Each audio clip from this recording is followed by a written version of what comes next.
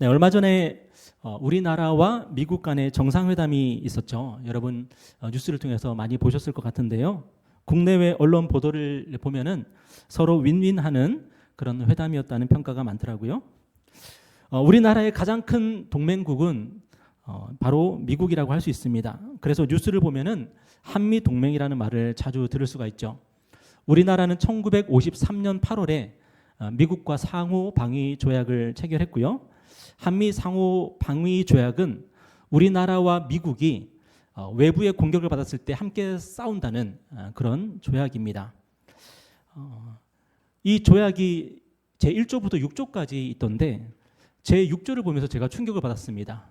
왜냐하면 이 조약은 기한이 없다는 거예요. 한 사람이 파기하지 않으면은 이 조약은 영원히 계속된다는 그런 내용이 있더라고요. 많은 사람들이 한미 상호 방위 조약에 대해서 이렇게 평가를 합니다. 지난 70년간 우리나라가 외부의 공격을 크게 걱정하지 않고 경제 개발에 전념할 수 있었던 이유가 바로 한미 상호 방위 조약 때문이었다. 이런 평가가 많이 있습니다. 여러분, 오늘 저와 여러분은 우리의 평화와 안전을 약속하는 확실한 동맹이 있습니까? 저와 여러분의 삶을 안전하게 평화롭게 보장해주는 그런 굳건한 동맹이 오늘 저와 여러분에게 있습니까? 오늘 본문의 말씀은 하나님께서 우리의 약속이 되시고 우리의 동맹이 되신다. 그렇게 우리에게 말씀하고 있습니다.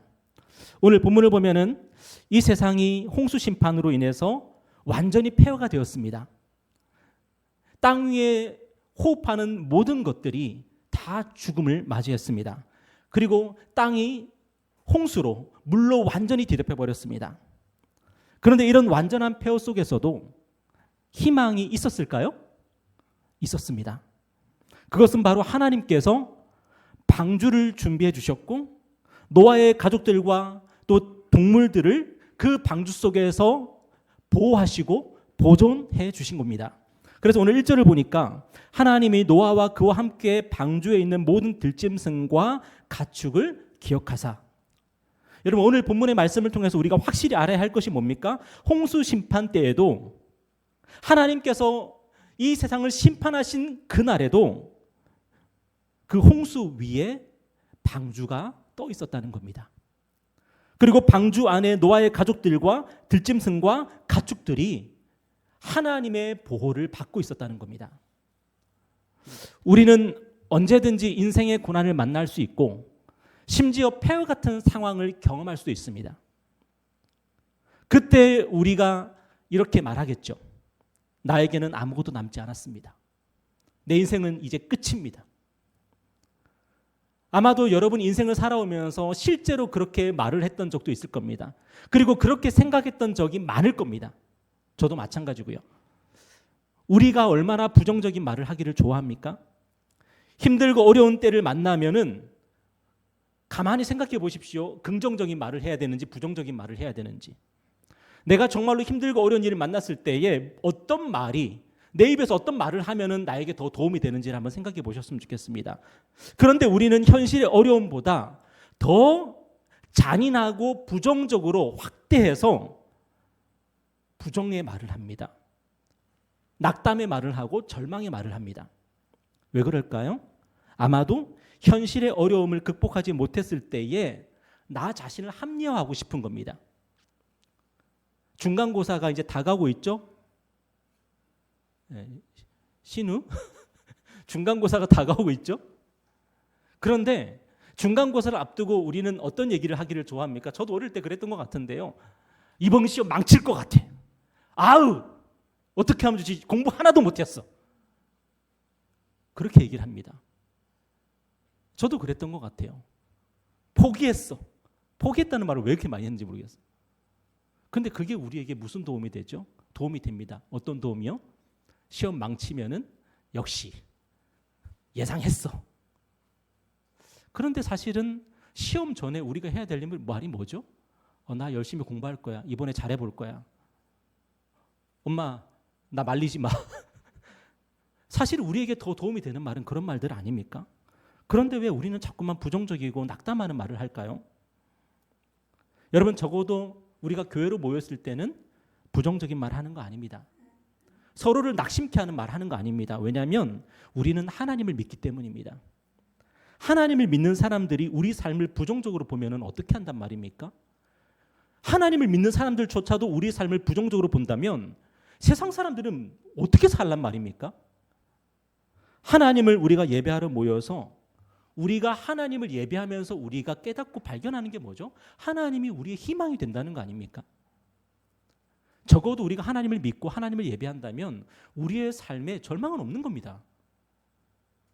물론 힘든 일은 있겠죠. 그렇지만 하나님은 반드시 우리의 삶 속에 찾아오는 힘든 일을 통해서 우리를 변화시킵니다. 우리를 성장케 하십니다. 우리를 좋은 곳으로 인도하십니다. 우리가 믿는 하나님은 그런 분입니다. 여러분이 하나님을 안 믿으면 부정적인 말을 하시고요. 혹시라도 하나님을 믿으신다면 여러분 부정적인 말 하지 마십시오. 더더욱이 믿는 사람들끼리 모여서 부정적인 말 하는 거 아닙니다. 그것은 곧 너 하나님 믿지 마 이 말하고 똑같습니다. 너 하나님 믿고 있어? 믿지 마. 어떻게 하나님을 믿을 수 있어? 이 말하고 똑같은 겁니다. 서로에게 격려가 되고 위로가 되고 혹시라도 그 사람이 마음 가운데 계속 부정적인 마음을 갖고 있다면은 예수 그리스도의 이름을 부르라고 좀 권면해 주시고 이것이 바로 교회가 할 일 아니겠습니까? 이스라엘 백성이 광야 생활할 때 가장 많이 지었던 죄가 뭐죠? 부정적인 말이었습니다. 원망하는 말이었습니다. 불평하는 말이었습니다. 그래서 이스라엘 백성들이 원래대로라면 하나님의 원래 계획대로라면 그들은 2년 만에 가나안 땅에 들어갔어야 됩니다. 하지만 그들은 광야에서 부정적인 말을 하고 불평하고 원망하고 이게 뭐죠? 하나님을 안 믿겠다는 거죠. 내가 하나님을 못 믿겠다는 말이죠. 그래서 그들은 몇 년 만에 가나안 땅에 들어갔어요? 40년 만에 가나안 땅에 들어가게 됩니다. 40년 동안 뺑뺑이를 돌아서 겨우겨우 하나님을 믿고 의지하는 백성이 겨우 되어서 가나안 땅에 들어갔던 겁니다. 우리가 은혜를 받지 못하는 이유가 뭐죠? 우리의 믿음이 성장하지 못하는 이유가 뭐죠? 하나님께서 성경을 통해서 우리에게 수없이 많은 약속들을 주시는데 그 약속들을 누리고 살지 못하는 이유가 뭐죠? 대부분 우리의 입술에 그 부정적인 말, 원망하는 말, 불평하는 말 때문입니다. 거기서 우리의 믿음 없음이 드러나게 되고요. 이게 악순환을 일으켜서 우리가 하는 부정적인 말과 행동을 통해서 우리의 마음속에 있는 믿음의 싹이 짓밟혀 버리는 겁니다. 예배를 드리고 내 마음 가운데 믿음의 씨앗이 조금 뿌려졌는데 그것이 조금 싹이 틀라 그러면 우리가 어떻게 해버려요? 에이 이게 뭐야? 에이 내 인생 이게 뭐야? 에이 이게 뭐야? 이러면서 내 마음에 있는 그 믿음의 씨앗들을 우리는 밟아버리는 겁니다. 잘하지 말라고. 여러분 이게 도대체 무슨 말이란 말입니까? 오늘 본문을 통해서 하나님은 우리에게 뭐라고 말씀하고 계십니까? 홍수 심판 때에도 방주라는 희망이 있었다고 말씀하십니다. 그 방주를 통해서 노아와 그의 가족들 그리고 수많은 들짐승과 가축들이 하나님의 보호를 받았다고 말씀하고 있습니다. 때문에 저와 여러분이 인생의 홍수를 만날 때에 그것이 혹시라도 하나님의 심판같이 느껴질 때에도 우리는 무엇을 말해야 되죠? 이 방주의 이야기를 해야 됩니다. 홍수의 이야기를 할지 방주의 이야기를 할지는 여러분이 선택하십시오. 저와 여러분의 인생 가운데 홍수는 찾아오게 돼 있습니다. 그런데 그때 홍수 말만 하면서 우리는 끝났어, 우리는 죽었어 할 것인지 아니면은 하나님께서 우리에게 방주를 보내주실 거다. 그 얘기를 할 것인지는 여러분이 선택을 하십시오. 그리고 하나님은 우리에게 그렇게 말씀하실 겁니다. 너의 믿음대로 될지어다. 이스라엘 백성들은 자신들의 믿음대로 40년 만에 가나안 땅에 들어갔습니다. 그렇지만 여러분은 2년 만에 가나안 땅에 들어가는 축복이 있었으면 좋겠습니다. 오늘 우리가 부정적인 말을 버리고 긍정적인 말을 할 수 있는 이유가 뭡니까? 그것은 바로 하나님께서 저와 여러분을 기억하시기 때문입니다. 하나님께서 저와 여러분에게 은혜를 베푸시기 때문입니다. 그래서 오늘 본문은 뭐라고 증거하고 있습니까? 다시 한번 보시면은 1절에 보시면은 하나님이 노아와 그와 함께 방주에 있는 모든 들짐승과 가축을 모아사 기억하사 하나님이 바람을 땅 위에 불게 하심에 물이 줄어들었고 오늘 본문에서 하나님은 홍수 심판 가운데서 누구를 기억하셨어요? 노아와 방주에 있던 모든 들짐승과 가축을 기억하셨습니다. 그래서 하나님은 그들을 위해서 뭐를 일으키셨어요? 바람을 일으키셨대요. 바람을. 저도 그 바람을 맞아보지는 못했지만 제가 상상을 해보건데 노아의 방주가 떠 있습니다. 물이 떠 있습니다. 그때 하나님께서 그 따뜻한 훈풍을, 건조한 바람을 얼마나 세차게 불러일으키셨을까? 제가 그렇게 상상을 해봤습니다. 그래서 그 바람을 맞고 그 물들이 순식간에 막 줄어드는 거죠. 여러분, 하나님은 오늘도 저와 여러분을 기억하십니까? 안 하십니까? 오늘 저와 여러분을 기억하시는 하나님이십니다. 그리고 우리를 위해서 성령의 바람을 일으키셔서 모든 고난 속에서, 모든 홍수 속에서 우리가 넉넉히 이겨내고 우리의 삶을 감당해 나갈 수 있도록 도와주실 겁니다. 그런데 오늘 본문에서 하나님은 왜 노아와 모든 들짐승과 가축을 기억하셨죠? 이것은 매우 중요한 질문입니다. 왜냐하면 우리는 희망 고문을 당하면 안 되거든요. 여러분, 제가 얼마 전에 어떤 유튜브 채널을 보니까 어떤 선생님이 나와서 그런 말을 하더라고요. 어차피 수학은 다 똑같다고. 이게 무슨 말이냐면 모든 아이들이 이렇게 하면 다 수학을 잘할 수 있대요. 제가 그거 보면서 와, 이 사람 또 책 팔라고 또 그러는구나 싶었어요. 하나님이 누군가에게는 수학의 재능을 주셨겠죠. 누군가에게 국어의 재능을 주셨겠죠. 누군가에게는 축구의 재능을 주셨겠죠. 하나님께 받은 재능이 다 다르고 그 재능에 우리가 더 열심히 성실하게 우리가 투자하면은 다른 사람보다 더 많은 성과를 거둘 수 있는 거 아닙니까? 이 제 생각입니까? 저는 아무리 생각해도 제가 수학에 재능이 없는 것 같은데 그 선생님의 말을 따르면 저도 수학 천재가 될 수 있을 것 같습니다. 그런데 저는 그렇지 않다고 생각을 해요. 여러분, 오늘 우리가 하나님을 예배하면서 이게 설교 말씀을 들으면서 우리가 그냥 희망 회로를 돌리면 안 되지 않겠습니까? 아, 그래, 다 잘 될 거야. 그래, 하나님이 그래 우리를 기억하실 거야. 덮어놓고 우리가 믿으면 안 되지 않겠습니까? 왜 우리가 하나님 앞에서 우리가 희망을 가지고 살 수 있습니까? 왜 하나님이 우리를 기억할 수 있습니까? 왜 하나님이 우리에게 은혜를 베푸십니까? 확실한 근거가 있어야죠. 여러분, 그 근거가 뭐죠? 오늘 본문을 보니까 하나님께서 노아와 방주 안에 들짐승 가축을 기억하신 이유가 뭐예요? 바로 노아 때문이에요. 노아가 하나님 앞에서 의로운 사람이었고 노아가 하나님께서 명령하신 것을 다 준행했기 때문에 하나님께서 그 노아를 기뻐하셔서 그 노아를 보시면서 방주 안의 모든 것들을 기억하시는 거예요. 창세기 6장 9절에 보니까 뭐라고 말씀하고 있냐면 잘 들어보세요. 이것이 노아의 족본이라. 노아는 의인이요 당대의 완전한 자라. 그는 하나님과 동행하였으며. 노아가 어떤 사람이었어요? 하나님 앞에서 완전한 자요 하나님과 동행한 사람이었다는 거예요. 창세기 6장 22절에 보니까 노아가 그와 같이 하여 하나님이 자기에게 명하신 대로 다 준행하였더라. 노아가 하나님이 명령하신 것을 다 지켜 행했다는 거예요. 창세기 7장 1절에 보니까 여호와께서 노아에게 이르시되 너와 내 온 집은 방주로 들어가라. 이 세대에서 너가 내 앞에 의로움을 내가 보았음이니라. 하나님께서 노아의 뭐를 보셨다고요? 의로움을 보았다고요. 그리고 창세기 7장 5절에 보니까 노아가 여호와께서 자기에게 명하신 대로 다 준행하였더라. 여러분, 노아는 어떤 사람이었습니까?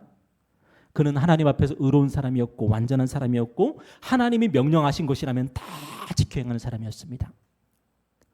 하나님은 그런 노아의 의로움과 완전함과 순종함을 보셨습니다. 그리고 그에게 은혜를 베푸시는 거죠. 또 그를 통해서 수많은 들짐승과 가축에게 은혜를 베푸셨습니다. 여러분, 오늘 저와 여러분도 마찬가지라고 생각을 합니다. 하나님은 우리 인간의 의를 따라서 우리의 완전함을 따라서 우리의 순종함을 따라서 은혜를 베푸시는 분이십니다.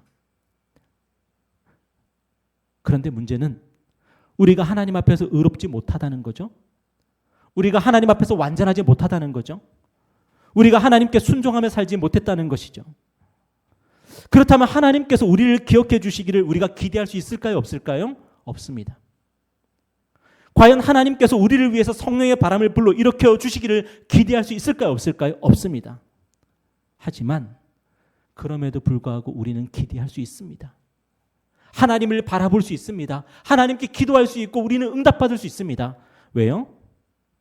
우리에게는 노아보다 더 위대하신 예수 그리스도가 계시기 때문입니다. 우리는 우리 자신 때문에 희망을 가질 수가 없습니다. 그렇지만 우리가 믿고 의지하는 예수 그리스도 때문에 우리가 희망을 가질 수가 있는 것입니다. 그리고 마땅히 예수 그리스도 때문에 희망을 가져야 되는 것이고, 그래서 우리는 모든 홍수의 상황 속에서도, 인생의 고난의 상황 속에서도 우리는 예수 때문에 긍정의 말을 해야 되고, 예수 때문에 믿음의 말을 해야 되고, 예수 때문에 우리는 하나님께서 우리와 함께 하신다고 고백을 해야 되는 것입니다. 저는 오늘 설교를 준비하면서 베드로가 생각이 나더라고요. 제가 설교 준비를 하다 보면 이게 번뜩 막 생각이 들 때가 있는데, 어제까지 하나님께 주신 생각은 베드로였습니다. 우리 주님이 십자가 고난을 앞두고 계셨을 때에 베드로가 뭐라고 대답했냐면, 마가복음 14장 29절에 보면 베드로가 여짜오되 다 버릴지라도 나는 그리하지 않겠나이다. 베드로는 예수님이 십자가 고난을 당하실 때에 능히 주님을 따를 수 있고 주님을 버리지 않을 수 있고 주님과 함께 고난을 받을 수 있다라고 그렇게 얘기했습니다. 그런데 주님이 베드로에게 뭐라고 대답하셨냐면은, 예수께서 이르시되 내가 진실로 내게 이르노니 오늘 이 밤 닭이 2번 울기 전에 네가 3번 나를 부인하리라. 주님은 베드로가 철저히 주님을 부인하고 배신할 거라고 말씀하셨습니다. 하지만 베드로는 그 사실을 인정하지 않습니다. 베드로가 힘있게 말하되 내가 주와 함께 죽을지언정 주를 부인하지 않겠나이다 하고 모든 제자도 이와 같이 말하니라. 베드로가 어떻게 말했다고요? 힘있게 말했다고요. 예수님이 네가 나를 부인하리라 하시니까 베드로는 힘있게, 더 힘있게, 더 멈췄건 뭐라고 말했냐면은 저는 할 수 있습니다. 저를 무시하십니까? 그렇게 말했다고요. 베드로를 비롯해서 모든 제자들이 주님을 끝까지 따를 수 있다고, 주님과 함께 목숨도 버릴 수 있다고 호언장담했습니다. 그런데 누구의 말대로 되었습니까? 우리 주님의 말씀대로 되었습니다. 우리 주님이 십자가 고난을 받으실 때 제자들은 한 사람도 예외 없이 주님을 버리고 도망쳤습니다. 심지어 베드로는 목숨을 부지하기 위해서 주님의 말씀대로 주님을 3번이나 부인하고 저주했습니다. 그리고 닭이 2번 울었습니다. 그런데 여러분, 베드로와 제자들은 이후에 어떤 삶을 살게 되죠? 그들은 예수님을 버리고 다 도망친 사람들이고, 예수님을 부인하고 예수님을 모른다 하고 예수님을 저주까지 한 사람들이었는데, 그들은 이후에 예수 그리스도의 사도로 헌신하며 살게 됩니다. 여러분, 이게 도대체 어떻게 된 일입니까? 그들이 무슨 자격이 있어서, 그들이 무슨 능력이 있어서 예수 그리스도의 사도로 평생을 주를 위해 살다가 순교했다는 말입니까? 바로 제자들의 의로움 때문이 아니라, 제자들의 완전함 때문이 아니라, 제자들의 순종 때문이 아니라 우리 예수님이 그들의 의로움과 완전함과 순종함이 되어주셨기 때문입니다. 예수님께서 그 일을 하시기 위해서 십자가에서 죽으신 거고, 부활하셔서 예수님은 제자들의 의로움과 완전함과 순종함이 되어주셨습니다. 그리고 그 은혜로 말미암아 제자들이 성령의 선물을 받고 그들은 평생 하나님을 위해서, 그리스도를 위해서, 복음을 위해서 헌신하며 살 수 있었던 겁니다. 여러분, 이 일이 바로 제자들에게만 이루어진 일일까요? 주님의 사도들에게만 이 일이 일어난 걸까요? 아닙니다. 오늘 저와 여러분에게도 일어난 하나님의 은총인 줄 믿습니다. 오늘 하나님이 저와 여러분을 기억해 주십니까? 오늘 하나님께서 저와 여러분을 위해서 성령의 바람을 일으켜 주십니까? 아멘입니다. 여러분은 아멘 하셔야 됩니다. 모든 상황 속에서 하나님이 나를 기억하시고, 하나님이 나를 기뻐하시고, 하나님이 나를 위하시고, 하나님이 나를 위해서 성령의 바람을 일으켜 주시고, 여러분 모든 상황 속에서 그것을 고백하고 아멘으로 선포해야 됩니다.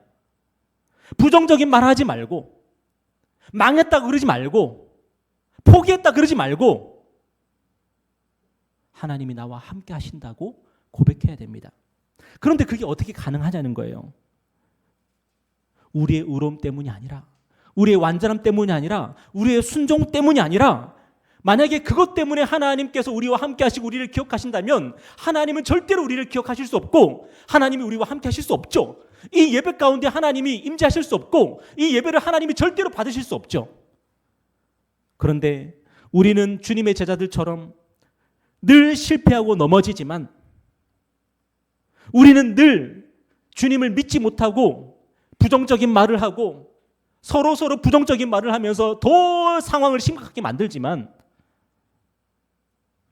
하나님께서 예수 그리스도를 보시면서, 우리의 주가 되시는 예수 그리스도를 보시면서 그분의 의로움과 그분의 완전함과 그분의 순종을 보시면서 오늘 우리를 기억하시고 오늘 우리의 기도를 들으시고 응답하시고 우리를 위해서 성령의 바람을 불러일으켜 주시는 것입니다. 오늘 17절 보면은 이렇게 말씀하고 있어요. 우리 다 같이 한번 읽어볼까요? 시작. 너와 함께한 모든 혈육 있는 생물 곧 새와 가축과 땅에 기는 모든 것을 다 이끌어내라. 이것들이 땅에서 생육하고 땅에서 번성하리라 하시매, 노아와 방주 안에 있던 모든 생물들이 방주 밖으로 나왔습니다. 그때 하나님께서 그 모든 생물들을 향해서 뭐라고 말씀하셨어요?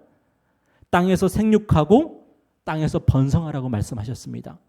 하나님께서 축복하셨습니까? 저주하셨습니까? 축복하셨습니다. 이 모든 일이 누구 때문에 가능했어요? 노아가 하나님 앞에서 의롭게 살았고 완전했고 그리고 하나님의 모든 말씀들을 준행하면서 살았기 때문에 가능했죠. 노아 한 사람 때문에 땅의 모든 생물들이 복을 받은 것입니다. 그런데 성경은 오늘 저와 여러분에게 뭐라고 말씀하고 있는 줄 아십니까? 고린도전서 1장에 보니까 너희는 하나님으로부터 나서 그리스도 예수 안에 있고, 예수는 하나님으로부터 나와서 우리에게 지혜와 의로움과 거룩함과 구원함이 되셨으니 기록된 바 자랑하는 자는 주 안에서 자랑하라 함과 같게 하려 함이라. 예수님은 누구십니까?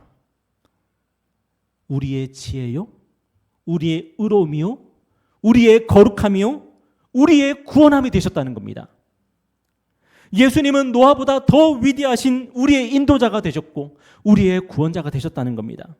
예수님은 노아의 방주보다 더 크고 놀라운 우리의 피난처가 되신다는 겁니다. 그래서 예수님을 믿고 의지하면, 예수님을 자랑하며 살면 하나님께서 우리 가운데 은혜를 주시고 우리 가운데 성령의 바람을 일으켜 주신다는 겁니다. 혹시라도 예수님을 믿는다고 하면서 늘 홍수에 빠져서 허우적거리며 살고 있지는 않습니까? 이렇게 매주일 예배 나와서 예배 드리고 말씀 듣고 하는데 또 한 주간 홍수에 빠져가지고 허우적거리며 살고 있지는 않습니까? 왜 그렇죠? 예수님을 자랑하지 않기 때문입니다. 예수님 자랑 좀 하고 사십시오. 예수님이 우리의 지혜가 되시고 우리의 의로움이 되시고 우리의 거룩함이 되시고 우리의 순종함이 되셨잖아요. 그래서 우리가 하나님 앞에서 어떤 존재로 서게 되었습니까? 하나님 앞에서 그리스도 예수 안에 있다는 이유 하나만으로 우리가 하나님 앞에서 진리를 아는 자요, 의로운 자요, 거룩한 자요, 하나님께 순종한 자로 서 있게 되지 않았습니까? 그렇기 때문에 우리는 매일매일 누구를 자랑할 수 있어요? 예수를 자랑하며 살 수 있는 거예요. 왜 자꾸만 부정적인 말을 합니까? 예수님이 아니라 나를 바라보기 때문이에요. 여러분, 저도 저를 바라보면은 대책이 없습니다. 저도 저를 바라보면은 한숨만 나옵니다. 제가 잘해봤자 예수님의 제자들하고 뭐가 다르겠습니까? 그런데 하나님께서 우리로 하여금 예수 그리스도를 믿고 따르며 살게 하신 이유가 뭐예요? 우리가 예수를 믿고 예수를 자랑하며 살도록 우리를 새롭게 창조하신 겁니다. 예수 믿기 전에는 나는 나를 자랑하며 살아야 되는 존재였지만 이제 예수를 믿었고 우리는 새로운 피조물이 되었으니까 누구를 자랑하며 살아요? 예수 자랑하며 사는 겁니다. 여러분이 대통령 보좌관으로 뽑혀가지고 청와대에 들어가가지고 근무하게 됐는데 여러분 자랑하고 있으면 되겠습니까? 대통령 자랑하고 살아야죠. 우리는 이제 예수 그리스도의 제자로 부름을 받았습니다. 예수 그리스도의 제자는 나는 없는 겁니다. 예수만 있는 겁니다. 예수를 자랑하고 예수님이 뭐라고 말씀하시나 듣고 그 말씀 받아 적고 그리고 사람들에게 그 말씀 전파하고 그게 제자잖아요. 오늘 저와 여러분 예수님의 제자입니다. 나는 없는 겁니다. 나는 중요하지 않습니다. 예수가 중요하고 예수가 내 삶의 자랑인 것입니다. 제가 지난번에도 잠깐 말씀드렸죠. 제가 어릴 때 했던 유명한 유머 일본지에서 했던 유명한 꽁트, 꽁자 가라사대. 여러분 기억하십니까? 그 꽁트를 보면은 꽁자가 나오고 제자들이 있지 않습니까? 그 제자들이 뭐해요? 스승님, 이거는 무엇입니까? 물어보면은 꽁자가 막 뭐라고 웃기게 대답하고 뭐 그러지 않습니까? 그 꽁트의 주인공은 꽁자입니다. 스승입니다. 오늘 저와 여러분의 인생의 주인공은 예수님입니다. 그분을 자랑하십시오. 그러면은 저와 여러분의 인생이 더 이상 암울해지지가 않습니다.